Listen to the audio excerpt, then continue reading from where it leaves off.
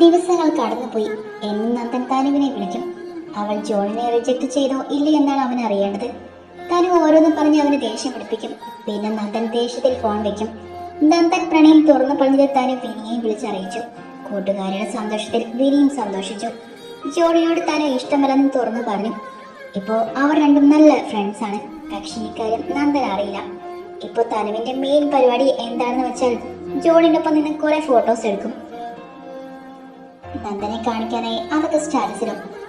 അവൻ കാണുമ്പോൾ അവൾക്കൊരു സുഖമാണ്. അവൻ സ്റ്റാറ്റസ് കാണുന്ന നിമിഷം തന്നെ തനുവിന് കോൾ വരും. കാനഡയിൽ രാത്രിയാണെങ്കിലും നന്ദൻ ആ സമയം അവളെ വിളിച്ചിരിക്കും. നന്ദൻ തന്റെ പ്രണയം വീട്ടിൽ എല്ലാവരോടും തുറന്നു പറഞ്ഞു. തനുവാണ് നന്ദന്റെ പ്രണയം എന്നറിഞ്ഞപ്പോൾ എല്ലാവർക്കും സന്തോഷം. അവന്റെ അമ്മയ്ക്ക് തന്നെയായിരുന്നു. തനുവിന്റെ അച്ഛനോടും അമ്മയോടും അവൻ തന്നെയാണ് സംസാരിച്ചത്.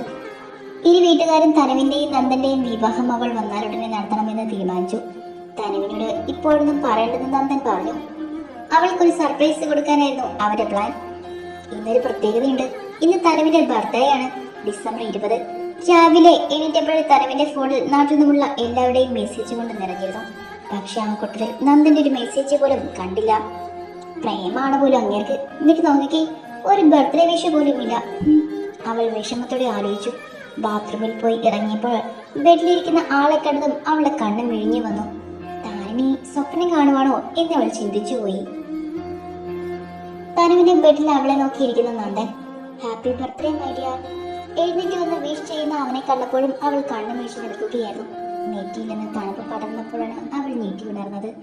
അവന്റെ ചുണ്ടുകൾ നെറ്റിയിൽ നിന്ന് പിന്മാറിയതും അവൾ ഞെട്ടി അവനെ നോക്കി. എന്താടി ഉണ്ടക്കണ്ണി ഇങ്ങനെ നോക്കി നിൽക്കുന്നേ? നന്ദേട്ടൻ ഇവിടെ? എന്താ എനിക്ക് ഇവിടെ വരാൻ പറ്റില്ലേ? അതല്ല, ഏതല്ല, എങ്ങനെ വന്നു? ഫ്ലൈറ്റിൽ. പോയി റെഡിയാകു പെണ്ണെ, നമുക്ക് ചിന്ന ഷോപ്പിങ്ങിന് പോകാം.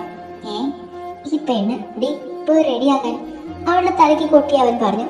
അപ്പോ സ്വപ്നമല്ലേ? അവളെന്താ പുരുപുറത്തതും നന്ദൻ അവളുടെ കവൾ നോക്കി ഒരു കടി കൊടുത്തു. കവളിൽ കൈവച്ച് അവൾ അവനെ നോക്കി. എന്താടി? അവൾ ചുമലും കൂച്ചി ഒന്ന് കാണിച്ചു. പോയി റെഡിയാകു പെണ്ണെ, അതോ ഞാൻ റെഡിയാക്കി തരണോ? അവളെ അടിമുടി നോക്കി അവൻ ചോദിച്ചു. ഇയ്യേ വേണ്ട. അവൾ കിട്ടിയ ഡ്രസ്സും ഇട്ട് ബാത്റൂമിലേക്ക് ഓടി. അത് കണ്ടതും ഒരു ചിരിയോടെ നന്ദൻ പുറത്തേക്ക് ഇറങ്ങി. തനുവിന്റെ ബർത്ത്ഡേക്ക് സർപ്രൈസ് കൊടുക്കാനായി കുറച്ച് നാളുകൾക്ക് മുൻപേ നന്ദൻ പ്ലാൻ ചെയ്തിരുന്നു. അന്നത്തെ ഡേ ഫുൾ അവർ ഇരുവരും അവിടെയൊക്കെ ചുറ്റിക്കറങ്ങി. തനി പഠിക്കുന്ന കോളേജിൽ പോയി ജോണിനെയും തനുവിന്റെ ഇപ്പോഴത്തെ ഫ്രണ്ട്സിനെയും ഒക്കെ തന് പരിചയപ്പെടുത്തി കൊടുത്തു. തന്നെ വെറുതെ വട്ടാക്കാനാണ് തനു ഓരോ ഫോട്ടോസ് ഇട്ട് വെറുപ്പിക്കുമെന്ന് ജോൺ പറഞ്ഞതും നന്ദൻ തനുവിനെ നോക്കി.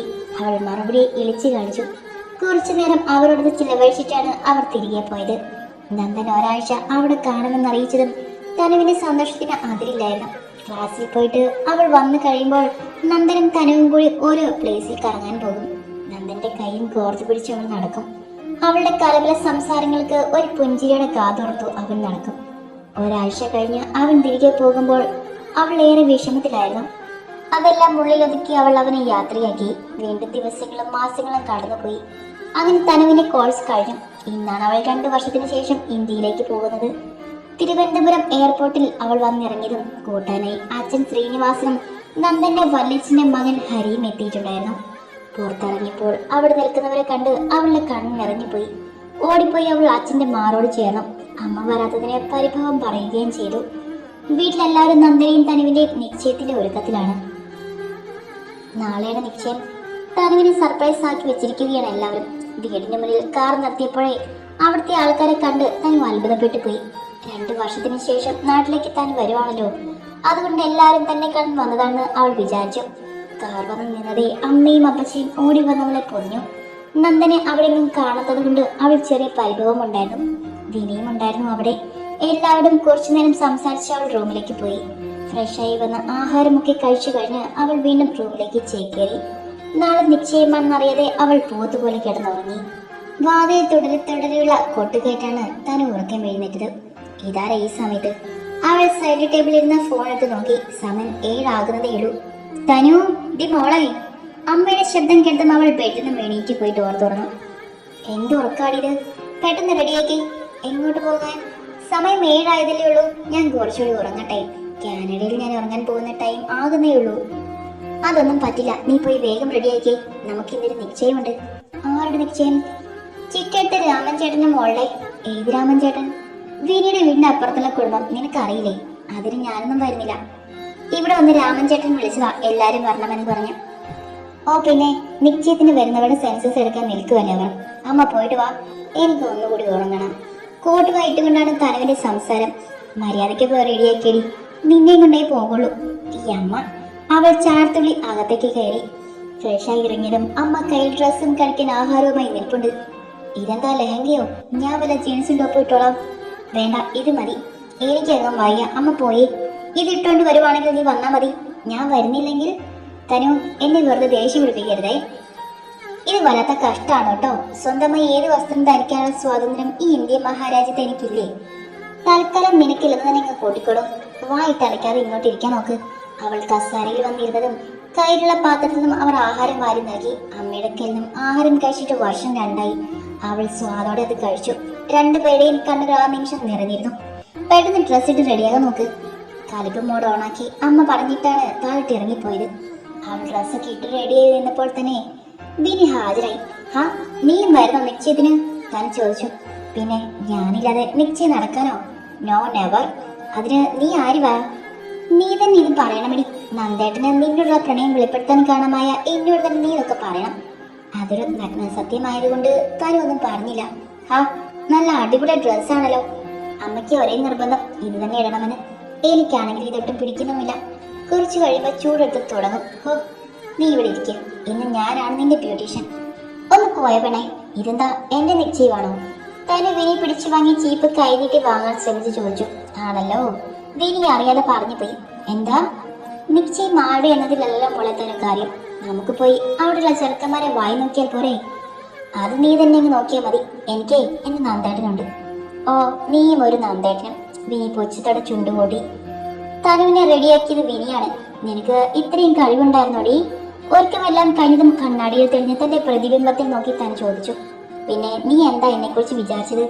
സ്വയം പൊങ്ങാൻ കിട്ടിയ അവസരം വിനി മാക്സിമം ഉപയോഗിച്ചു. അപ്പോഴേക്കും തനുവിന്റെ അമ്മ കയറി വന്നു. അവരുടെ കയ്യിൽ ഒരു ജ്വല്ലറി ബോക്സ് ഉണ്ടായിരുന്നു. ഇതെന്താ അമ്മേ? നിന്റെ അച്ഛന്റെയും എന്റെയും സമ്മാനമാ. ഡയമണ്ട് സെറ്റാണ്. തനു ആകാംക്ഷയുടെ ആ ബോക്സ് തുറന്നു നോക്കി. വളരെ ഭംഗിയുള്ള ഡയമണ്ട് നെക്ലേഴ്സും അതിന് ചേർന്ന ഇയറിങ്സും ആയിരുന്നു അതിൽ. ഇഷ്ടായോ? ഇഷ്ടായി, താങ്ക്സ് അമ്മേ. അവൾ അമ്മയെ കെട്ടിപ്പിടിച്ച് ഉമ്മ വെച്ച് പറഞ്ഞു. അമ്മ തന്നെയാണ് അവൾക്കത് കഴുത്തിലും കാതിലുമായി അണിയിച്ചു കൊടുത്തത്. ഇതൊക്കെ ഇടണോ അമ്മേ? കുറച്ച് ഓവറായി പോകില്ലേ? ഒരു ഓവറും ഇല്ല. അല്ല വിനി? അമ്മ ചോദിച്ചതും വിനിയും അതേ എന്ന അർത്ഥത്തിൽ തലയാട്ടി കാണിച്ചു. തനുവിനെയും കുട്ടി വിനി താഴേക്കിറങ്ങി ചെന്നപ്പോഴാണ് ആ വീട്ടിലുള്ളവർ ഒന്നും പോയിട്ടില്ലെന്ന് തനുവിന് മനസ്സിലായത്. അമ്മയുടെ ബന്ധുക്കളും അച്ഛന്റെ ബന്ധുക്കളുമായി കുറെ പേരുണ്ടായിരുന്നു. തനുവിനെ കണ്ട് കുറച്ചു പേർ സംസാരിക്കാനായി വന്നു. ഇവരെല്ലാം നിശ്ചയത്തിന് വരുന്നുണ്ടോ? തനി ശബ്ദം മടക്കി അടുത്ത് നിൽക്കുന്ന വിനിയോട് ചോദിച്ചു. പിന്നില്ലാതെ. നല്ല ഗ്രാൻഡ് നിശ്ചയമാണല്ലോ.